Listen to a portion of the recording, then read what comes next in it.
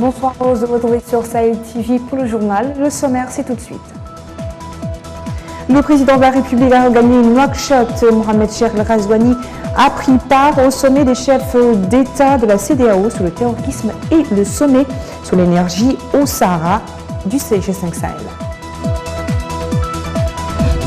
Session extraordinaire de sensibilisation à l'occasion de la journée africaine de la propriété intellectuelle, commémoration placée sous le thème propriété intellectuelle et les changements climatiques.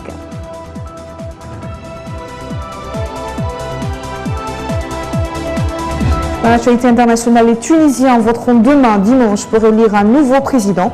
Mais la cacophonie politique continue. La campagne pour les législatives a démarré. Plus de 15 000 listes seront en lice le 6 octobre.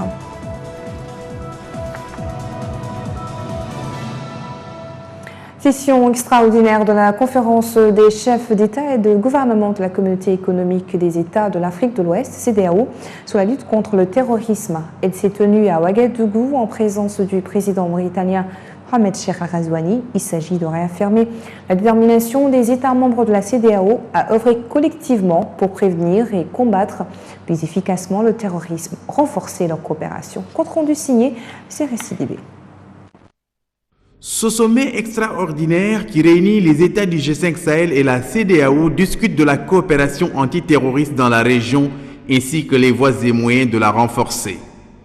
La tenue de ce sommet est une recommandation de la dernière session ordinaire de la conférence des chefs d'État et de gouvernement de la CEDEAO tenue en juin dernier à Abuja au Nigeria. S'exprimant lors de l'ouverture de cette session extraordinaire, le président du Burkina Faso, Marc-Christian Kaboré, a affirmé que les menaces directes et indirectes transcendent les frontières, précisant que désormais aucun pays n'est à l'abri d'attaques terroristes. Le président du Burkina Faso a indiqué qu'au cours des 6 derniers mois, les conséquences des attaques terroristes ont atteint un niveau très alarmant. Cette escalade de la violence et de l'insécurité, a dit Marc-Christian Kaboré, a fait plusieurs millions de déplacés, de nombreuses victimes militaires et civiles, occasionnant ainsi la destruction d'infrastructures vitales et la fermeture des écoles. Outre les 15 pays membres de la CEDEAO, le sommet connaît la participation de plusieurs organisations et pays partenaires, comme la Mauritanie ou encore le Maroc, dans la lutte contre le terrorisme dans la région. Réunis en marge du sommet de la 10e conférence des chefs d'État du G5 Sahel. Les différents présidents de cette institution pour ce vendredi pour une rencontre sur l'initiative des Earth to Power. Le président de la République, Mohamed Cheikh El Ghazouani, a pris part à cette rencontre sur l'énergie, une initiative de la Banque africaine de développement. Il s'agit désormais d'intégrer les énergies renouvelables dans le développement des pays membres. C'est Récidibé toujours. Desert to Power, c'est le nom de l'initiative de la Banque africaine de développement qui entend fournir de l'électricité aux pays du G5 Sahel. En effet, les statistiques de la BAD montrent que 64% des populations de la région du Sahel n'ont pas accès à l'électricité. Ainsi, cette initiative permettra aux pays du Sahel de disposer de l'électricité par le canal de l'énergie solaire. Ce axe de développement était donc au cœur des discussions entre les chefs d'État du G5 Sahel et la BAD à marge du sommet de l'Organisation régionale de développement et de sécurité à Ouagadougou.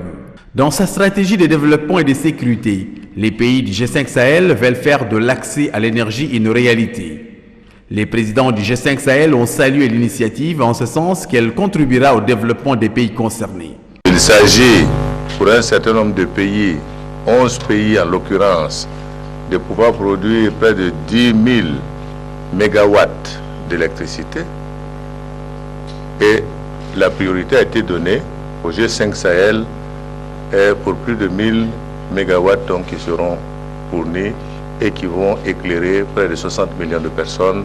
Et je voudrais en tout cas au nom de l'ensemble de mes collègues remercier vraiment le président de la BAD, non seulement de la qualité de son exposé, qui nous a tous engagés, et souhaiter qu'ensemble, grâce au soutien que nous apporterons et à la recherche de mobilisation internationale de fonds, nous puissions faire émerger très rapidement ce projet. À travers cette initiative, la BAD entend fournir de l'électricité à 60 millions de personnes à l'horizon 2030 en s'engageant à octroyer 20 millions de dollars au G5 Sahel. La nouvelle initiative de la Banque africaine de développement, dit Sahara à l'énergie, vise à valoriser les potentialités solaires de la région du Sahel qui vont du Sénégal jusqu'en Éthiopie et ainsi faciliter l'accès à l'électricité de près de 250 millions de personnes. Les ministres de l'énergie des 5 pays du G5 Sahel et leurs partenaires au développement avaient tenu auparavant une table ronde destinée à fixer les mesures à caractère prioritaire pour chaque pays au regard de ses spécificités. Le ministère de l'économie et de l'industrie a organisé hier, avec la collaboration de l'Organisation africaine de la propriété intellectuelle, une journée de sensibilisation sous le thème « La propriété intellectuelle et les changements climatiques ». La commémoration de la journée africaine de la technologie et de la propriété intellectuelle a été marquée par la participation de plusieurs avocats, magistrats, professeurs universitaires, juristes, en plus d'experts et de certaines ONG, thèmes en rapport avec la technologie et la propriété intellectuelle comme la propriété industrielle face au changement climatique et à la contribution de l'homme dans les changements climatiques. Les travaux de la première édition des journées consultatives sur l'emploi et l'innovation organisées par le Haut Conseil de la jeunesse ont démarré vendredi au palais de congrès de Nouakchott. Les manifestations comprennent l'exposition de plus de 96 modèles de projets de participants à ces journées consultatives. Parmi ces projets figurent des sanitaires mobiles, tableaux de peinture, des services de taxi et localisation orientation. La ville de Sélibabi a abrité les manifestations marquant le financement des activités génératrices de revenus qui sont l'expression de crédits concessionnels accordés aux familles sinistrées suite aux dernières inondations qui ont frappé la capitale du Guidi Maha et plusieurs localités de la wilaya. Il s'agit notamment de doter l'espace enfants d'équipements et de jeux, mais aussi de distribuer du matériel et de lancer une campagne de sensibilisation sur les comportements exemplaires des familles, donnant lieu à la distribution de produits d'hygiène au profit des femmes activistes dans le domaine. Quelques 50 femmes parmi les chefs de ménage les plus sinistrés vont bénéficier de crédits concessionnels de 15 000 émerus, dont 70% sont épongés et les 30% restants seront remboursés sur 8 mois. Je vous le disais en titre, les Tunisiens sont appelés aux urnes pour élire un nouveau président qui succédera au défunt Benji Caïd Sepsi pour 5 ans. À la faveur de cette élection pluraliste qui constitue la deuxième du genre depuis la révolution du Jasmine de 2011, les Tunisiens formulent l'espoir de voir le scrutin couronné par la victoire d'un candidat capable de répondre aux aspirations et assurer un avenir meilleur pour le pays. Plus de 7 millions d'électeurs inscrits sur les listes électorales. Mais la cacophonie politique continue. La campagne pour les législatives a démarré à minuit et des militants ont commencé à coller les affiches de plus de 15 000 listes qui seront en lice le 6 octobre. Donald Trump a confirmé samedi la mort du fils de Osama Ben Laden, Hamza, présenté comme son héritier à la tête d'Al-Qaïda et dont le décès avait été rapporté fin juillet par des médias américains. Hamza Ben Laden a été tué lors d'une opération de contre-terrorisme menée par les États-Unis dans la région de l'Afghanistan, Pakistan, a déclaré le président américain dans un communiqué sans préciser la date de cette opération. Une attaque de drone revendiquée par les rebelles yéménites a provoqué des incendies samedi dans 2 installations pétrolières du géant Aramco en Arabie Saoudite. 3e attaque du genre en 5 mois contre des infrastructures de Malusdion pétrolier. Les rebelles Houthis avaient revendiqué les 2 précédentes attaques en mai et en août sur des installations d'Aramco dans le royaume saoudien. Pays dont les forces sont engagées du côté du pouvoir au Yémen contre les rebelles. L'Italie a autorisé samedi le navire humanitaire Ocean Viking à débarquer sur l'île de Lampedusa. 82 migrants secourus en mer, marquant une rupture avec la politique de l'ex-ministre de l'Intérieur d'extrême droite, Matteo Salvini.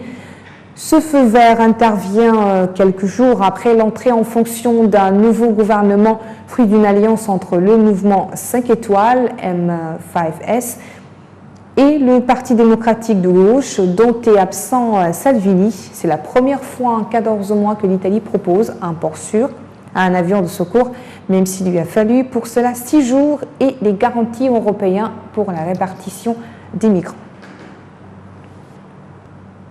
Voilà, ainsi prend fin ce journal. Merci à vous de nous avoir suivis. Le rappel des titres. Le président de la République a regagné Nouakchott. Mohamed Cheikhel Ghazouani a pris part au sommet des chefs d'État de la CEDEAO sur le terrorisme et sommet sur l'énergie du Sahara, au Sahara du G5 Sahel. Une journée de sensibilisation à l'occasion de la journée africaine de la commémoration de la propriété intellectuelle, commémoration placée sous le thème propriété intellectuelle et les changements climatiques.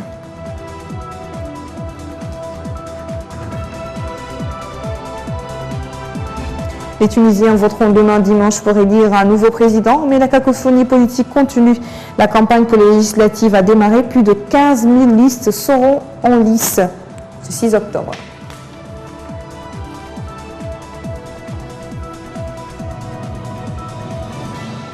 Merci à tous, je vous souhaite une excellente fin de semaine.